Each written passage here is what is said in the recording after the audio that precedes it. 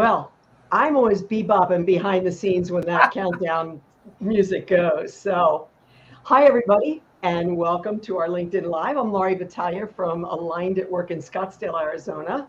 We are a consulting firm that believes that great leadership and diversity, equity, inclusion, and belonging go hand in hand. You can't pull them apart. And we think that there are lots of new rules for leadership to meet the changing expectations of today's workforce. I am honored to have with me not only a colleague, but a friend today. Her name is Tish Times, and she is with the Tish Times Sales Agency. And we're going to talk all about relationships and all kinds of things. So say hi to the folks, Tish, and tell them anything you want to tell them about yourself. Absolutely. Hi, everybody. It is my absolute pleasure to be here because, as Lori said, we are not only work buddies and colleagues, but we're actual friends. My company is a sales agency. We'll talk a little bit more, I'm sure, about what I do with Lori in addition to the business that I run. But I have a sales agency. We are an outsourced sales company for companies that don't have the team, time, or tools to do their own sales. They hire us and we get the sales done for them, everything from connection all the way to close. So I'm excited to talk with you today. Nice, nice. So let's tell the folks kind of how we came into each other's orbits and how, the transition of our relationship, because I think it is pretty common for, how these things happen. So as I recall, I knew your name, and then we ended up speaking at some of the same events and conferences. And it was really our mutual friend Felicia Davis's conference. I believe it was the Women in Power Symposium. Yep. Back about 6 years ago. And we were on the same stage. Yeah. Yeah. And ended up talking, I think, at that event, but our paths really collided thanks to our friend Phaedra. So Yes. you want to jump in and tell how it went from there? Yeah, I remember Phaedra inviting us. I want to say it was breakfast out in Tempe. And we sat down and I literally was like, I've seen her. We've talked a few times, but I was like, why do I feel like I know her? Then when I got back to my office, I looked at the picture from the group of speakers from the symposium. I'm like, that's where I know her. We were together at that event. And that's kind of where it started. And we have been fast friends and kind of inseparable ever since and done a lot of great work together. So thank you, Phaedra. Thank you, Phaedra. Phaedra Earhart had the foresight, as she was the outgoing president of NAWBO, the National Association for Women Business Owners, if folks don't know what that is. And Phaedra looked around NAWBO and said, we need to get a little more diversity around here. We need racial diversity. We need age diversity. I like to say that if I walked in the room back in the day, I could find people that look just like me. Mm-hmm. I'm not sure you could, Tish. Maybe one? Maybe at all. Not at all. Yeah. I think it's kind of funny because I remember the very first day. I had been connected to NAWBO many, many years ago. There was a chapter out in Las Cruces, New Mexico, which is about 30, 45 minutes from where I grew up in El Paso, Texas. And I was invited to a NAWBO event and felt very connected and thought it was great. However, that chapter just didn't thrive and didn't last for very long. So when I moved to Phoenix, I was like, oh, there's a NAWBO here. I'm going to go hang out there. And when I walked into the room, it was very different. I love NAWBO. We'll talk more about that. I love it. But I definitely was like, whoa, there's nobody here that looks like me. And I found one person. Her name is Angela Garman, and she was actually a president shortly thereafter. But it was like we locked eyes and go, I see you. Hi. Because there was no one else or very few people in the room who looked like me at that time. Yes. And Phaedra actually applied for an inclusion grant with the Kauffman Foundation. Right. And I remember going to some breakfast or something where they said, ooh, and we're going to do this diversity program.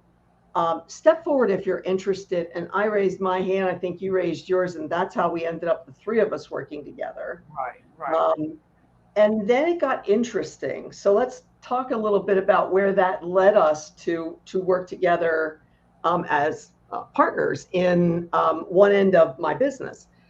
So what happened was in the summer of 2020, George Floyd was murdered.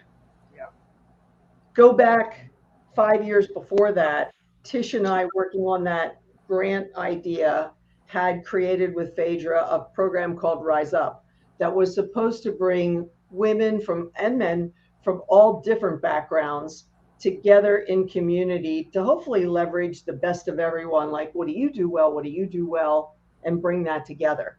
So we've been doing that on a volunteer basis for 3, 4, 5 years at that point. Yeah. 5 years at that point. When George Floyd got murdered, someone who's now both a client and a friend of ours asked us, asked me, did we do the work of diversity and inclusion? And I said, well, she started out by saying your phone must be ringing off the hook. And of course, it was the beginning of the pandemic when most consultants' phones went silent. Yeah. We were not getting the outreach. I think people were waiting to see how long this thing was going to last. Yeah. And nothing was happening. And I said, from your lips to God's ears, but what are we talking about? And she's mentioned that her colleague had put out a notice talking about the murder of George Floyd, and then made mention in there that everybody was going to get trained, and they didn't have anybody to do it. Yeah. Yeah. So they ended up, and I called you and said, would you be, it was longer than this, but I called you and said, would you be interested in talking about partnering on this? You've got your business, I've got mine. How do we do this? And we figured out a way to make it work for both of us, and then to take that material and certify people who wanted to own it as theirs, and kind of, I think they call it white labeling it, but where you make it so that they can put their stamp on it, but it's licensed specifically to them. And so you and I started the work of working together as business partners on that diversity, equity, inclusion, and belonging. We had we had the vision for what the training should look like and what the program and the consulting should look like.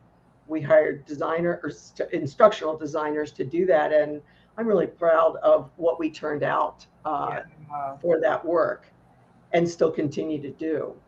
Right. I love the fact that not only do we get to do this great work together, but like you said, I really feel like lives are being changed, companies are being changed, leaders are thinking differently as a result of this work. And, I'm so grateful, because it may have never come to pass had it not been for that initial meeting that we had, with Phaedra, that opportunity to begin to do this work with NAWBO, and now to this day, being able to continue to go into companies and help them to just think a little bit differently, to recognize what's possible, and to see their companies for what they really are, and see where there's opportunities to change. It's such a amazing work that we get to do together, in addition to the work we do in our own companies, beyond this, actually. So I love it. Yeah, it's been interesting to me. So you think when you're a white person that you're reading the stuff and you're talking to people, and you feels like you got an idea of what it's like racist wise for people of color and people who are not, as I like to call myself, a white straight boomer woman. You think and you don't know. You don't know until you start really having the conversations with a friend about what it's like for her, and what it's like for her grown men sons, and what it's like for her husband. And just my eyes, I'm getting chills thinking about it. My eyes have been opened, and I'm sure they're not all the way there yet, because it never stops growing and changing. Racism is so dynamic. That you've got this old history, and we're okay, well, why are we this way? Well, and then it's, why are we still this way? And what are we doing actively to unpack it, rather than just saying, well, I'm an ally. I mean, come to me if you need anything. People don't come to you when they need something. If they can't, they're just not going to. I don't think they're going to at all. And they're certainly not going to unless you have a really strong, solid relationship. So true. Underneath that. I think one of the benefits of us doing the work together is we really bring two very different perspectives. And, I think we also have, if you will, permission by the group to be able to share from those different perspectives. And it works really, really well. And again, both of us have been training in our own organizations for many, many years. And I don't think it's the training, I think most people can do that if they have the training background, but I think it's the heart that we bring to the topic and being able to really help people to understand that there is what I've say diversity within diversity, because people automatically begin to think only of color. And I even see Christopher saying, and Yes. disability. So there's more to it than the skin color. There's more to it than the gender. There's so many different facets of racism, so different many facets of diversity rather, that we need to really be able to focus on, and we have come together and been able to really accomplish that. Yeah, Christopher, you are absolutely right about disability. Differing ability seems to get forgotten about. By the way, I want to invite everybody listening, please jump in that chat box, because the only thing I don't love about LinkedIn Lives is that they're pretty much one way. We talk at you, and the only way we can see what you're thinking or what you want to know is in that chat box. So please do chat. I will Yeah. also invite you periodically during this time that if you are open to building relationships with other people that are on this call, feel free to put your LinkedIn link in there, or say connect with me, and they can just click on your picture, I'm pretty sure, to connect with you. But be open to that if you are open to that. And let's talk for a minute about differing abilities. I think it's one of those things where I don't know that I've ever had full empathy for that until you're like, for physical abilities, you're in a boot, or you break an arm, or you sprain a hand, or you do something physical to your body, and suddenly you understand a little bit more about what everyday life is like, because you can't maneuver curbs, and you can't get in this door, and there's a lot you can't do, or you've got to do it differently. Yeah. So we do need to talk a lot more about all kinds of different abilities, neurodiversity. Yeah. Um, a lot of us are just learning about these things now. We didn't really know. Things weren't talked about. Very, very true. For me, many of you all, well, I say many of you all, some people who know me know that the last, God, 15 years my mom was alive, she went into surgery that should have come out with maybe a 6 to 8 week recovery time, and she should have been back to normal, but had her spinal sac cut basically, and she was unable to walk thereafter and had many compounding illnesses and injuries as a result of that experience. So we spent many years understanding what it means to find a parking space where we can open the van and have enough space to get her out in her chair, go to a restaurant and make sure that there's a space for, there's so many other aspects to it. But as a person who, has spent a lot of time with someone who's definitely had different abilities, it changes the way you think about everything. It really does. And if we've not experienced it, we don't always consider what someone else might be going through and what they need. It really does. And I think, too, it's really easy for us to go to the physical ones, as I jumped to right away. But a lot of times you can't see the disability on somebody. And it doesn't mean they don't need the parking space or that they don't need some kind of accommodation. Through another connection, talk about relationships, I met a woman named Anessa Powell, who has all ability recruiting out of, I believe, North Carolina. Don't quote me on that, but I believe it's North Carolina. And her situation came about as she realized after pregnancy, I believe it was, she came down with something, and I'm going to misquote what it is. So, but it's one of those things that makes you really tired and wears on your body, but you look at face value like any able-bodied person, and you remember what that was like when you were. So she is now real, and one of the beauties of the pandemic was it allowed people to experience more work from home, Yeah. which is great for differently abled people. Oftentimes, if they, think about if you did have that boot on your foot and you had to do your normal commute and then walk your normal across the parking lot to get into, how trying that is to do, and how many people maneuver that every single day. So It's true. an uphill battle. So true. Yeah. Definitely. So let's see, where shall we go with this? Let's go back to Novo. You recently won an award with Novo, and I believe you were very surprised by that. So tell us all about that. Yeah. I am seldom caught off guard, to be honest with you. You know what I mean? There's times where people would try to surprise me with something, and I always have this little inclination. And I'm going to be real transparent. I mentioned when I walked into that room in Nabo, God, 9 years ago now, I didn't see anyone who looked like me. I've fallen in love with the organization for many reasons, but I didn't think it was going to be my place. I didn't think they were going to be my people. I didn't feel like anyone would be able to resonate or relate to my experiences as a Black woman in business, and for many other reasons that we probably don't have time for today. But I just didn't see it. And over the course of the years of being a part of that, I have gotten very involved. I've been a part of their board now for several years. I've helped with the diversity inclusion committee. I run that committee now. Um, but nevertheless, the people who were nominated for this, when I got the nomination, I thought it was amazing. I was like, oh, that was so great. And I was like, that's probably it. Because there were so many very well qualified, very successful, high earning, well connected women who were nominated for this award. And myself, the woman who really talks about unstoppable confidence and, feels like you can do pretty much anything you put your mind to, there was still a part of me, Laurie, that felt like, there's no way. There's no way. I was, in all honesty, I want to say maybe one of two women of color who were nominated for this award. And I still think there was a part of me in the back of my mind that felt like there's just no way. And so when we're at this event and they're naming all the nominees and blah, blah, blah, and then they said the winner and they said my name, I was absolutely caught off guard. I was literally like, I think I said out loud, what? It's a good response.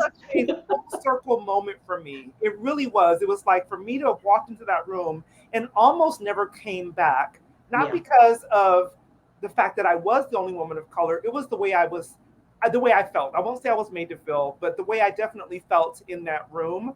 And over the course of the first few probably years of being a part of that organization, to going to the point of I'm going to stay because not only do I want to get more comfortable in those uncomfortable situations, I want to give other people the opportunity to face those situations as well and help with education. And I think that part has been done. It's continuing to grow, but it's definitely been done, definitely for me and a lot of people that I'm connected to. So it was an honor to be named the Businesswoman of the Year for the National Association of Women Business Owners here in Phoenix. But it was absolutely a eye-opening experience. It really forced me to say, okay, stop predetermining what you qualify for, who's going to be able to see your ability, see your expertise, see your success level, all those types of things. So it was a great honor for me to have that award. Mm-hmm. Yeah. And when we were talking, planning this and talking pre-event, I was thinking about what it has felt like to walk into rooms where people are definitely different than me, or I'm definitely different than them. And I was thinking about, I joke that I have a couple jokes about my business and what I do. One is when I do career coaching, and I told my husband this. I told him my slogan was going to be "I do husbands," because women send their husbands to me for career coaching because I can relate to them well and keep them calm and get them ready to launch well. And I think the other one is if we have a niche, it's Indigenous businesses and Indigenous business people, specifically American Indian, but broader than that too. Right. And it's been interesting to be walking into those rooms for the first time where you don't know anyone. And it brings back, I always say that I go back to when I was 3 or 4 years old in Sunday school, and Gerald's mom I was always there early because that's how my parents rolled. And Gerald's mom would come in and make me get out of my seat every Sunday. I have no idea why, and would put him in my seat, and I had to go find a seat. I'm not sure what that was all about, but sometimes I've had that like, oh, I'm back to 3 or 4 years old again, with this, like, you don't belong here, you don't sit here, you go over there kind of thing. Yeah. And I've said dumb things, and you and I know I've had that conversation with you. Like if I made a list of all the dumb things I've ever said or assumptions I made that I knew what I was talking about when I didn't know what I was talking about. And what I've learned when I go into Indigenous worlds, I shut up and listen a lot so I can get the lay of the land and I understand how to enter a conversation. And what I like is that the pacing is different in a good way. Mm-hmm. So coming out of Philadelphia originally, I'm like, go, go, go, go, go, go, go, fast, fast, fast, fast. Yeah. And then my assistant's originally from Connecticut / New York. So boy, can we talk fast. But when I go into indigenous businesses and things, there's a pacing that's more steady, grounded, Yeah. different than what I'm used to. And I find that I can breathe better and I can be present more than when I'm in this like in my head because I'm in the room and I'm paying full attention and I'm focused. Yeah. So I love it, but Yeah. And it's so funny that you say that, that you're like, I know when I need to just kind of be quiet and listen. And I'm oppositely, I've learned how I need to be able to bring about some education in some cases, to talk about how certain things might make a person feel, like you said, being told to sit in a certain place. It may not feel like I'm putting you in the back, but that's probably the perception that that person has. And in the business world, it happens way more often than we ever really talk about. Um, I had an experience recently where we were taking a business photo, and I just happened to be the only woman of color in the group, and we were outdoors, and everybody was saying, no, let's turn this way. And I asked, can we turn this way, facing the sun? Because if the sun is behind you, for those of you all who don't know, if you are a dark skinned person, when the sun or the light is behind you, it completely darkens you. It basically blacks you out, if you will. And a lot of photographers who don't have experience working with people of color don't always know that. And it is a big deal. And it may not seem like, oh, it's being vain and blah. No, it is a big deal because just like everyone wants to be seen and heard, if you're taking a professional photograph or just a photograph in all honesty, everyone wants to look their best. And so it was an opportunity for me to share that, because when we took the picture and they saw the difference between the picture with the light in front of us opposed to the light behind us, they were like, wow, I never thought about that. And so that type of education, and it may not, again, it may seem like a small thing, but it is a big thing, because that just leads to additional things where others may not be considered, that what they need in that moment, whether it's a disability, whether it's an issue with the skin tone, whatever it might be, it's like, I never considered that you might need something different in order to feel your best, do your best, show up your best. So it's bigger than just a picture, but it was an opportunity to share why this is important. And so, like you said, sometimes it's important to shut up and just listen and learn. There are times when it's important to open up your mouth and help people to understand the reason behind, so that they don't make the assumption, oh, she's just being vain, she's just being petty, she's just being angry. There's often a purpose behind what people are bringing to the table. Yeah, and it needs to be said and it needs to be shared and things, because people don't open up their eyes until you're like, oh, I Yeah. didn't know. And Yeah. as I've gone through my journey from wherever I was to wherever I am now, as far as like diversity Mhm. topics and things like that, I didn't know that. I'm thinking of one scenario that happened on Facebook a while back, and it was about a younger female colleague and an old, I don't know that they were younger or older, I shouldn't say that. It was about somebody in the workforce and their boss, Mhm. and they're both female. And the boss female had really done a power play. This is my opinion. The boss female had really done a power play on the other female. It was her meeting. She had started it and everything else. The new boss, came in, canceled that meeting, took it for herself, sent it back out, and basically just Yeah. made this person null and void. Wow. And I was about to say, this is a old school old girl power play. Yeah. Been there, seen that, haven't done it, but been on the other end of it or been to the side of it. And then the person shared that the boss was white and the other person was black. And there was a lot of black women commenting. And that was a time where it was up to me to shut up and watch, Mhm. because I got educated just by watching the comments of it. Yeah. And that race makes a difference. And that you talked about equity I think equity is something that we talk a lot about with our clients in our training, and people look at it as like, well, special accommodation for somebody, and let's not even get started on affirmative action because I could just go all Oh, day, but we won't, yeah, because we want to talk relationships. right, But equity is about each person getting equal access and getting what they need to be equally successful, and right. it's not always the same thing. So, Um, yeah, as one of three kids, my parents used to keep us so equal that whatever my oldest sister-in-law wanted, they would buy that gift for all three of us. And I had a lot of gifts that just sat in boxes for years because I didn't share the same interests. She wanted to cook, I went to work. yeah, Um, so I had a lot of things I never used. And that was my kind of like, it's not equality, it's equity. It's getting things that are of equal value, but that suit the the person. person. So true. Laurie, I took over an office. I had a period of time where I was an area manager for a staffing company many years ago.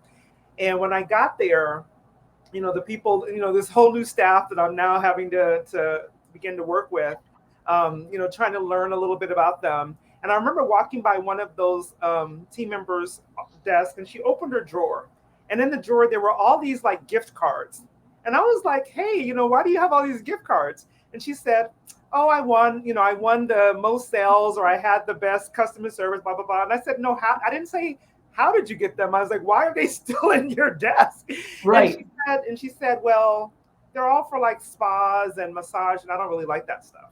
And it Ah, broke my heart because I thought no one ever asked the team, what is it that you would best enjoy? And so the first thing that I did was I put a survey out and I said, hey, if you were to win sales, most sales of the week, would you prefer, a movie ticket, a couple of hours off, maybe leave early? I gave them a list of things and let them all choose. They were equitable, but they were what that person really would benefit from the most or really would enjoy. And it changed the entire environment of the space because they were like, you actually care about that?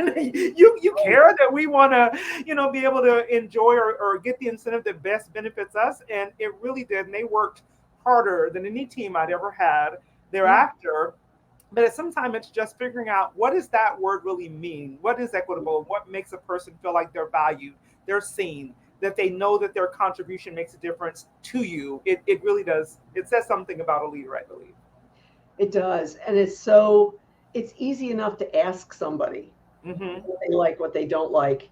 I think the better we get to know people, the better, and we're Yeah. going to go to broadly to relationships now, the better our relationships. When we get to know somebody and what they can't stand and what they do love, Mm-hmm. we can more meet them where they are. And by the way, Kathleen Gramsey, thank you for Hey, commenting. Kathleen. Um, and I'm going to invite everybody before we get started in relationships again, please do comment, ask questions, and anything else that you want to know in that comment box on the LinkedIn Live, because this is a one-way thing where we're talking at you, and unless you comment, we don't know what you're thinking or what you're wondering about. And we can see that on StreamYard come up. Can't really respond to it, but we can see it come up. Um, if you are interested in connecting with others, Amy and Christopher already indicated that they were interested in connecting, so definitely connect with them. And if you are interested in connecting, either drop your URL in there, or just say I'm interested in connecting, and people can click on your profile and connect with you. I know Tish and I are interested in connecting. I have creator mode up. I believe you do too, Yeah. which says follow me first. But if you go to the more button, it's really easy to go in there and connect. And I take just about everybody. Yeah. So so let's talk about relationships in general, networking, what's the right and wrong way to do it, all those kinds of things. So enlighten us. I'll give a scenario that comes up a lot. I have clients that believe that LinkedIn is for when you need to find a job. Yeah. Period. End of story. And they struggle to they really struggle with like, well, why would I want to form a network early? And why do you have so many connections, Laurie? And why do why would I want to do that? And my thing is, and I learned this back when I was in school at night, one of my professors used to say, relationship before task. Yeah. And meet them where they are. What are the two things I remember most frequently being said? A guy named Bill Clinton, not that Bill Clinton, the Yeah. other. And relationship before task to me is so important because before you go asking for something, it's really it's got the ick factor if nobody's ever needed you until suddenly they need you and then they want something and then they go away again. Yeah. Yeah. So talk a little bit about It's that. kind of gross. So you know the title of my book, that networking is not a one night stand, and I came up with that title because of the experiences that even as part of my business is a sales agency, we use networking a lot to help people to build their sales funnel. So we teach a lot about networking as well. But I remember having people very obviously coming to me and just basically thinking we're in a poker game and passing out cards or not reaching out until they need something, or the only time you hear from them is when they're selling something or launching something. And that's just not the way you build relationships. To be honest with you, I am fully okay with sales, obviously, right? Yeah. But it's just in the manner in which people would do it. And if they would understand that relationships are really your currency, you're looking for someone's credit card. I'm like, if you will build a relationship with them, they will make you far more profitable than if you Right. just call them and try to sell your goods.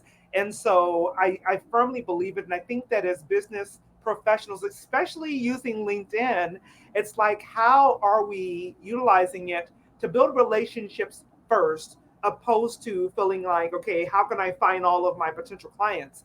I had something happen this morning and I told this woman, I said, oh my God, how refreshing is this?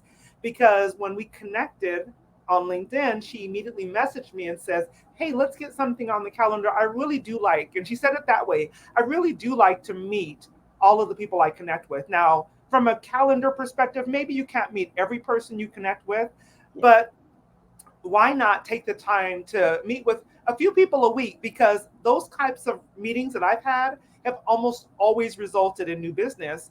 So it's like you're not going to that call for the business necessarily, but what a great benefit that they at least say, hey, I might need to talk to you about what you do, or I know someone who needs you, and now you have a new business potential friend as well as a business opportunity. So I just think we need to change our thoughts about what networking really looks like and how we can actually do it to benefit both of the parties. Yeah.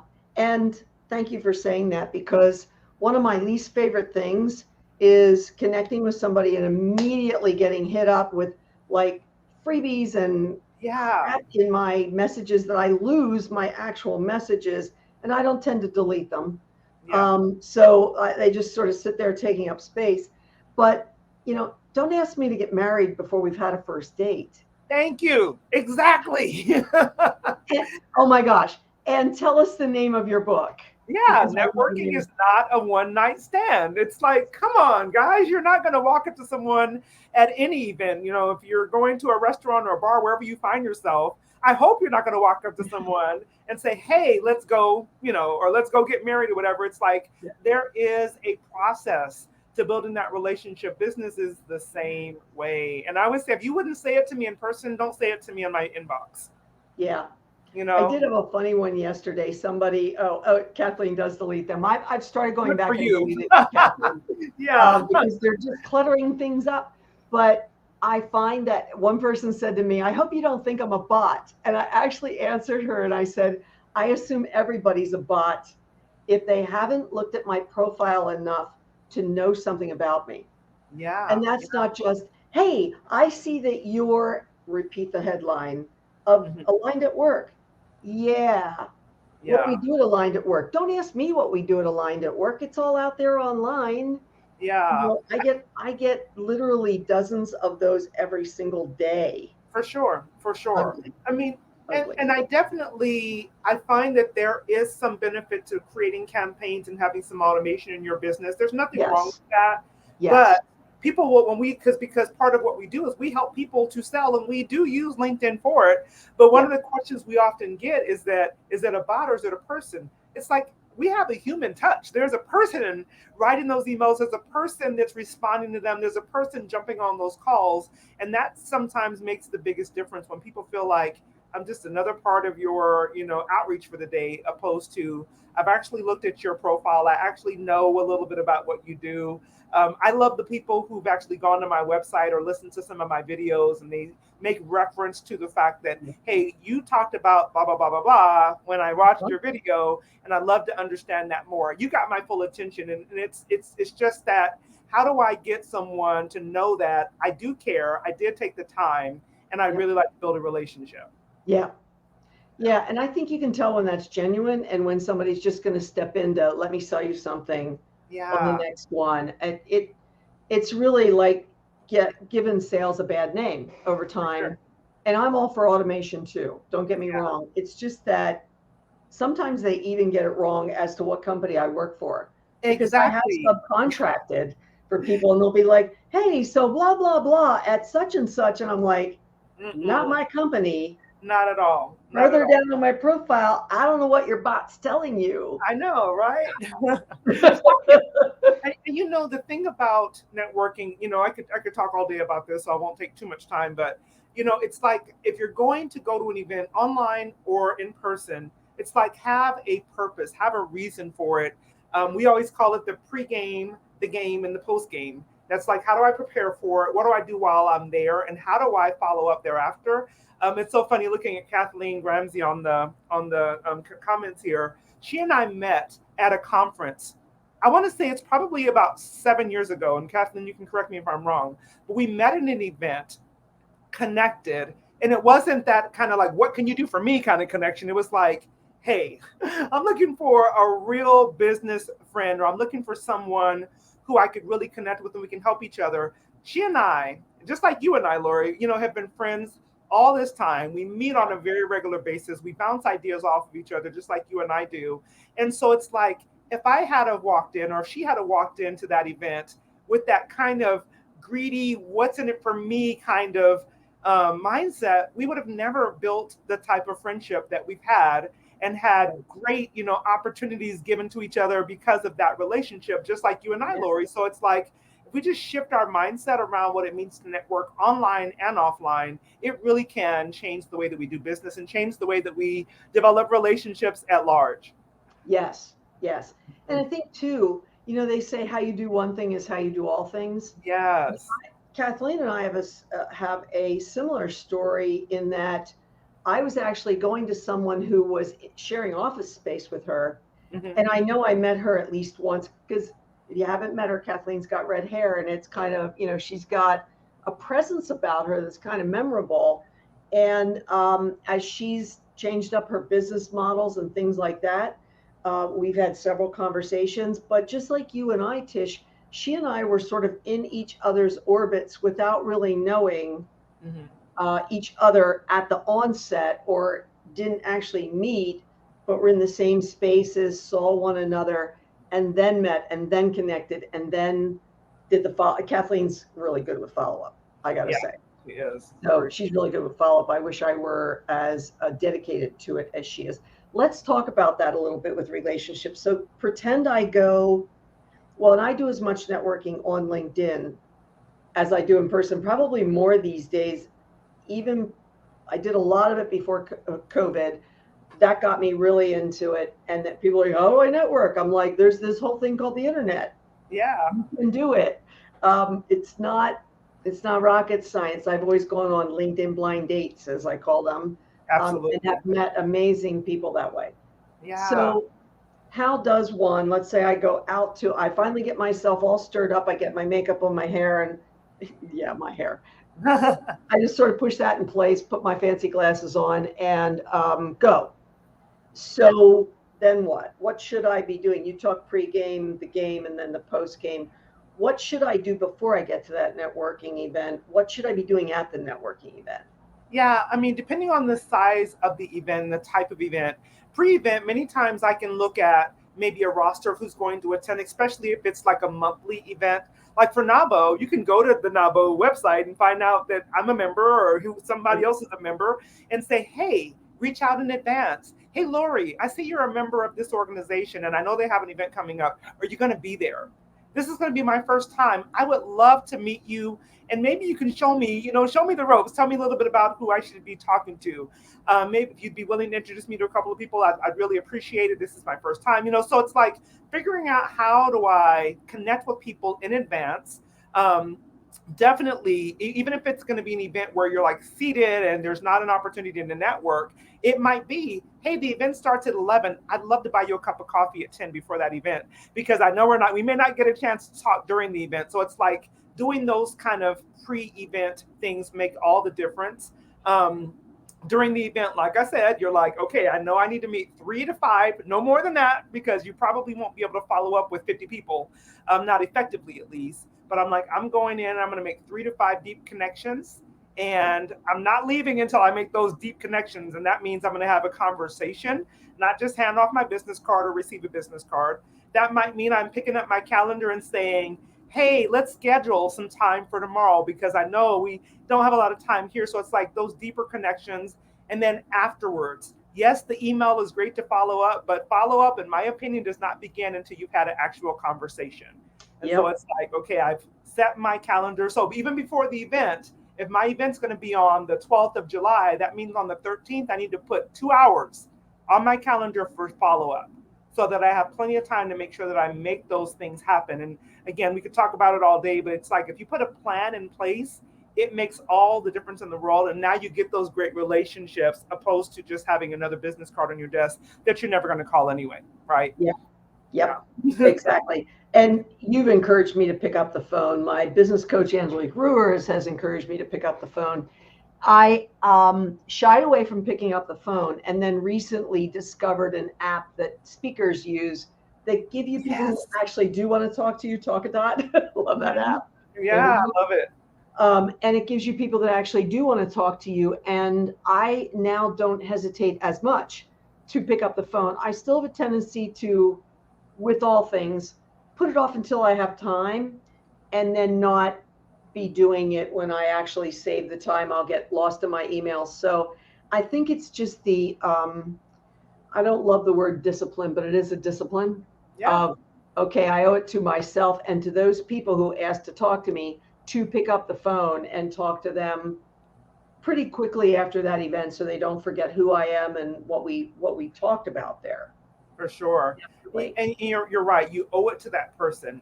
It's literally like, okay, you're maintaining your integrity by picking up the phone, because at the end of most events, you say, hey, let's get together again, or I'd love to chat with you later. And then when we do nothing, that's the beginning of a relationship. And how many relationships last based on a lie? You know what I mean? At the end of the day, that's kind of what it is. And so it's like, we want to maintain our integrity by picking up the phone, by sending over that message or connecting with them in some way. And Kathleen, that app is called Talkadot. And it's been a game changer for me as a speaker. And Laura, you were the one that introduced it to me. Yeah. We both have referral affiliate things, Kathleen. So, you can fight over who.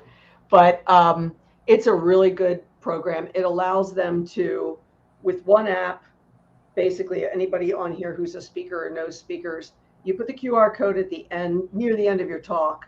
Mm-hmm. They can give you some feedback in the moment. They get your freebie, whatever it is, if you've got a PDF you want to give them or something like that. And then they can say, it'll ask them, what do you book speakers? Do you know someone who does? Yeah. So there's some that say booking and some that say referral. And then sometimes I had one person over the weekend write in, I don't know who to have you talk to in my company, but I'll figure that out and let you know. Yeah. So there's a way that, and they can give you developmental feedback if they feel you need to know something. Yeah. So it's a really great one. And then when you're done, you just like download scores, download recommendations. Yeah. And basically what it'll do is give you this infographic that, if you ever seen Tish or I put up this little square with our picture and our numbers and stuff, it's automated in that app. It's amazing. Thank you, Arel Moody, and your business partner, whose name is escaping me, but she's amazing too. Thank you for that app. It has been a game changer for speaking. Absolutely. So we're talking about the afterward. And by the way, I'm sure Chris is gone by now, but this will be posted afterwards. As soon as we get done, the thing turns around and puts the recording of this out there. And then it'll also be on the Aligned at Work YouTube channel, which I'd love to have more subscribers on. It will be out there on that. Tish will get it so she can chop it up. And so you'll see pieces of this out there and about. Let's see, what else do we want to go over? Did we talk enough about the follow-up? Is there anything else you wanted to say about follow-up after an event? I mean, I think that that's a good starting place for people just to know, schedule the time, make sure you have a follow-up process. And the one thing I will say is having a really good, solid CRM makes all of this so much easier. Sometimes if we don't have a good system, we'll forget. We don't have something kind of reminding us to do it, putting it automatically on our calendars, giving us the ability to take note of what we talked to that person about. Those things make a big difference. I know our CRM not only allows us to take notes, but I can actually make the call inside of the CRM. And so now I can actually listen to it again or whatever. So having a great CRM does make a big difference, and it really helps facilitate your follow-up process. So those are the biggest things. Had I been thinking in advance, I would have given you all my free follow-up formula. I don't think it's on the link that you all have, but if anybody wants it, you can follow me as well on LinkedIn, and just let me know. Shoot me a message. I'm happy to send it to you. It's a PDF, but it gives you a schedule of the cadence and the schedule of when you should follow up, how frequently, what you should be saying, what you might possibly send to them. It opens doors for people, and it makes a big difference in your success. Yeah, I always go back to that to take a look at it. Like, how do I want to do this in my business? So tell us about your sales agency and Yeah. who do you serve best? Like, who's your perfect client for you? Who's your target client? Yeah, so our company, we are, as I said earlier, an outsourced sales company. So I have a remote team of sales professionals. And for some companies, we network for them. Maybe they don't even have time to do it. So we're online, maybe even in person, representing their organization. Because of the way we set ourselves up, we come across as part of the team. We never, it's completely invisible to the companies that we might be reaching out to. So we'll do everything from networking on behalf of a client, lead generation. So maybe they don't have their own lead list. So we'll create those leads for them. We'll make those phone calls, send out some of those emails on behalf of that client, even text messages, inboxing when necessary, depending on what they're selling. So we literally help them do everything from connection to close. Some companies hire us just to schedule appointments for them. Others hire us for the whole gamut. The types of companies we work with are generally going to be 50 employees or less, because that's normally the size of a company that doesn't already have their own sales team, or maybe has a really small sales team and doesn't, really have a sales process in place. And so we mostly also work with service-based organizations, not necessarily product-based. Doesn't mean we won't, but thus far, most of the companies we attract are service-based organizations. And we love what we do, and I think we do it really well. Awesome. And you have, as we're coming down the home stretch here, you have a 2-day sales program, I think, in September. So who would go to that? Yeah, so we have a sales incentive, and it is the 21st and 22nd of September. It is an all-day event, and during that event, what we'll do is we'll help you to kind of build out your sales process, talk to you a lot about all of the systems that you need to have in place, look at your website and figure out, is it converting well, and what might you need to do to make sure that it converts well. And again, at the end of that event, you'll walk away with the sales process for sure. If people want to, at the end of that event, they say, hey, I need you to help me really build this out in earnest, then we can help them with that as well. But the event itself is going to be phenomenal for people who just need to make sure that they're increasing their sales and making sure that they're profitable, not just making more money, but they're actually profitable in their business. So yeah, the link is there. I'm happy to talk to people more about it if they have questions as well. Awesome. And so if people want to get a hold of you, okay, and we've got it in the chat as well, the link there, so make it easier for people to click. If people want to talk to you, where do they find you? Well, you can definitely talk to me right here on LinkedIn. But tishtimes.com is going to be the easiest way to reach me. And on all of my social media platforms, I am Tish Times. So just shoot me a message. I'd love to talk to you. Pretty easy to find out there. And then I think you have a resource page, if I remember right. Yeah, we do. Can And go on to. that resource page, you can actually locate all of the things we're talking about. You know, you can find the event, you can download our networking handbook. We talked about the follow up, that's going to be in there as well. And so you can find that and also reach out if you will, if you have questions about other things. Awesome.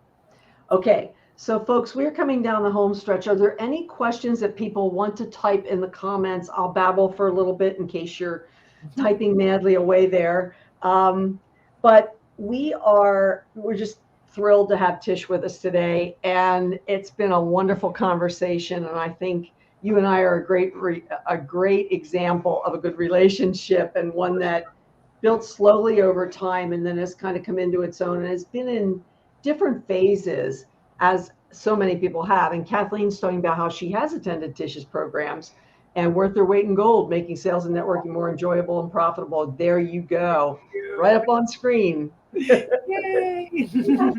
Yeah. And yeah, so it has been my joy, Laurie, just getting to know you and spending time with you and getting the opportunity to work with you. It's absolutely my pleasure. And I would tell all of you all who are looking for someone to come into your company and help your team, help people to really get aligned at work, this is the woman you want to talk to, because she does great work, excellent work. Thank you. Thank you. For sure. And a great team of people to do the work too, as well. And of course, you can find me at alignedatwork.com. And you can always email to support at aligned@work. I believe you've got that there. So find me any of those places. I do read my LinkedIn messages. I do lose LinkedIn messages. So if you really wanted to get to me, you might want to hit that support at aligned@work.com rather than LinkedIn. But I am always open to folks connecting and whatever you need. So with that, any parting words, nuggets of wisdom that we didn't get to share, Tish? I just want to say thank you once again. And thanks to all of you all who hung out with us today. And those of you all who will watch this on the replay, just know that there is more diversity to diversity.